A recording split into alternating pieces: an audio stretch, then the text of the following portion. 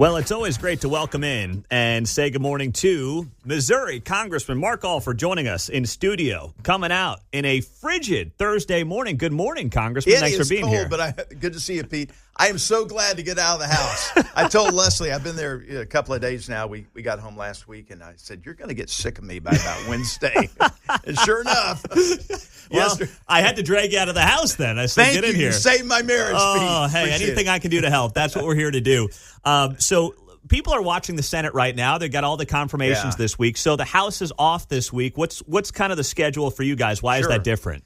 Well, it's different. The leadership in the Senate determines their schedule. They were in session because they have confirmations today. They will confirm, I think at 10:30 our time, Kash Patel to be the director of the FBI. Thank goodness. Get in there and clean out some of that deep state there. But the House has a much different schedule.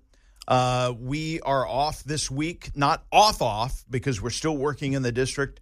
I've worked several days in the district last week, driving throughout the district to Warrensburg, Sedalia. Today, we're going to Columbia to meet with college Republicans there. Nice. And also talk to some local business owners and other constituents.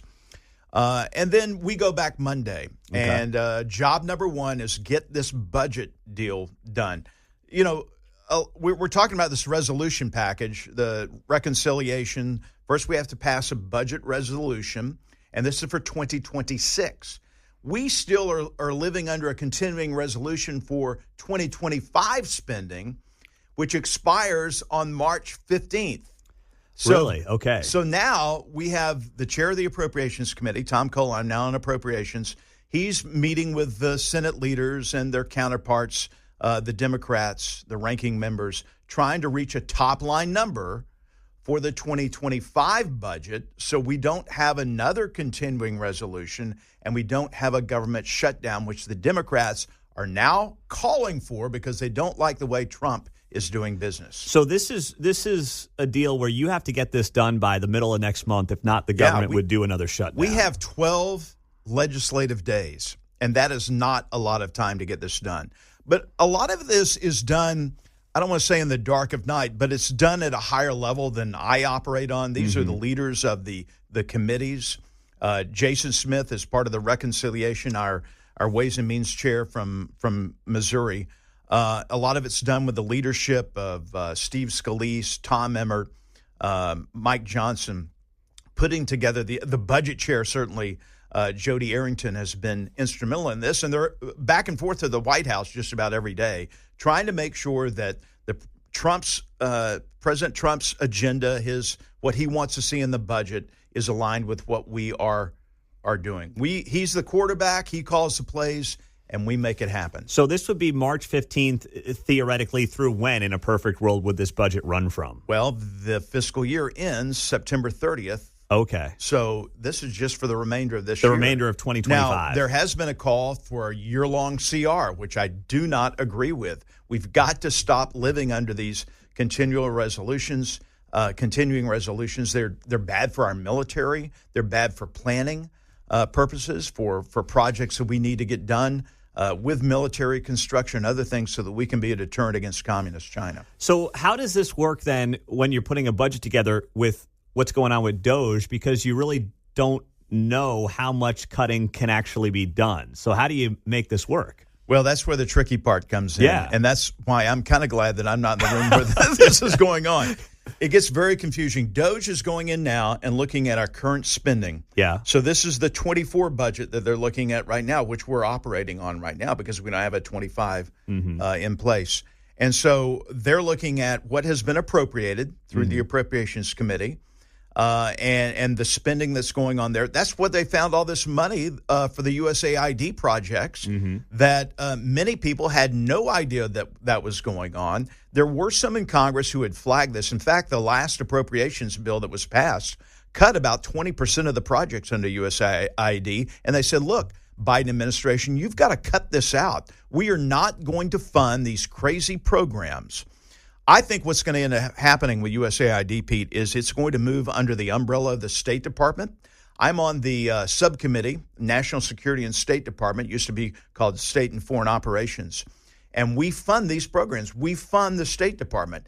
If we got USAID moved over under the authority of Marco Rubio, I think it would be a lot better. And I say we don't do any projects that don't directly affect our national security. In fact, I'm all in favor of rebranding, getting rid of USAID, and make sure that these are national security investment projects. If it's not about national security, the taxpayer should not be paying for it. Mark Alford is here on KCMO in studio. So as we have seen this rapid pace that the president has moved at, a lot of it's been done obviously without Congress. But if we want this stuff to live beyond Donald Trump, a lot of it has to be eventually done by you guys, right? Some of these spending cuts and, moving around departments from here to there. So how much enthusiasm is there to make that happen, you think, so it doesn't all end when a Democrat president comes back into the White House? Great point, Pete. This is our last chance to save America. And I know that sounds dramatic. Mm-hmm. I don't like to be dealing histrionics, but this is a matter of survivability for our nation. We're $36 trillion in debt, gaining $1.5 trillion every 6 months or so, and it's unsustainable. And so what we're going to have to do is one of the things that DOGE has done, they're going in and looking at the payments that are coming out of the Treasury Department, and they were not coded until now. They did not receive a code, so you couldn't go in there and cross-reference who are these payments going to, are they getting there, who's cashing the checks, and exactly what are these payments for. And so by doing this coding process, that's going to help. In Congress, though, we are going to have to do a better job of our oversight, and that starts in the authorizing committees. So you have two types of committees. Authorizing committees, I used to be on armed services. That is an authorizing committee. We have the National Defense Authorization Act. We authorize programs, but the Appropriation Committee actually appropriates the money to fund those programs.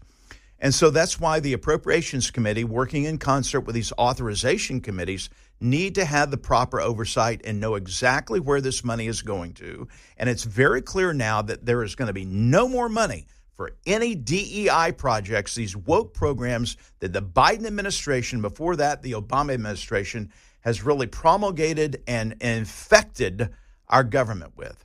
Now, when it comes to Elon Musk in general, you've heard some of the fear-mongering around him, and he's going to have my social security number and the whole deal. What's your take on how that's played out? He doesn't care about your social security, except he may be sending you a $5,000 check. Look, Elon Musk is operating under the authority of the chief executive of the United States, for whom 77 million people voted to be the president. His name is Donald J. Trump. Elon Musk is going into federal agencies that are a part of the executive branch under the authority of the chief executive. It is totally constitutional. The Democrats are screaming bloody murder because the gravy train is over. We are not going to fund, as American, these programs to promote a woke, broke culture. And that's what, for these many years, has happened. And that's why we're in so much debt. And so Elon Musk and his young army of financial people and geniuses, as Trump called them. I mean, they're geniuses. They're going in, they're finding this, but it's under authority, and that's what the judges are figuring out. The Democrats are taking them to court, trying to slow them down, and the judges are saying it's totally constitutional. How about the tensions that are bubbling between the president and Zelensky in Ukraine? Obviously, he's trying to come to a conclusion here on this war with Russia. How do you see that playing out, and what would you want to see happen here? Well, look, I've been on this Ukraine spending issue for 2 years now. We had an editorial that came out in The Hill almost 2 years ago because I started questioning exactly how much money have we spent. I started asking around in Congress. I was like, how much money have we given the taxpayer money to Ukraine? Nobody could really tell me. I had to go to the Congressional Research Institute to find out exactly how much money has been given to the Ukraine war. How it's in like 5 or 6 different buckets. I was going to say, it's like, what, $120 billion is what $300 billion. So it is that? Because I looked it up and it was 120, but you're saying it's 300. Well, you combine the outright money with armaments that we have given under the Presidential Drawdown Authority. Now, how that works is, get this. So we gave the authorization for Biden to send armaments to Zelensky early on. He could have sent F-16s, Attack-'em missiles, Abrams tanks, and Zelensky could have held Putin at bay. But Biden was too chicken to do that. He was worried about what Putin would do. And so he kind of signaled, hey, it depends on what kind of invasion this is. If it's a minor incursion, we're kind of okay with that. That's what he signaled to Putin. So Putin took advantage of that. Biden did not supply Zelensky with the armaments he needed. But under this presidential drawdown authority, which is kind of like a home equity line of credit, it's a bank account, and he takes that money. He sends our old equipment to Zelensky, and then guess what? Our military-industrial complex builds new equipment for our stockpile, which we need to deter China. I'm not saying we shouldn't be building armaments, but we have drawn down on our supply of armaments, and that's what a lot of it is. And here's what I think is going to happen, Pete. I know I'm kind of long-winded this morning. I think, and I thought for several years now, Zelensky will end up ceding the Donbass, and Putin will keep Crimea. The big mistake happened when Obama was president in 2014, when Putin took Crimea, and we did nothing about it. We said, this is the red line. He crossed the red line and did nothing about it. And so he felt even more emboldened. The problem now is I do not think there's any way, unless we got into World War III and NATO got involved, that Zelensky is going to win this war by recapturing the Donbass region, which is basically east. It's about 1/5 of the country east of this river. Many of the people in the Donbass region speak Russian, identify as Russian. But this agreement, I think, that Trump is going to work out is going to get Putin back behind that river. Zelensky will be secure, I think, be able to win re-election. Keep in mind, he has not called for elections since he's been in office, and it's long overdue. Of course, they've been at war. But what Trump is trying to do is get our focus off of Ukraine, keep this money, any more money from going to Ukraine. They can't account for $100 billion of it. That's what's scary. And we've got to turn our attention now to the pacing threat of communist China. I've told you about this before.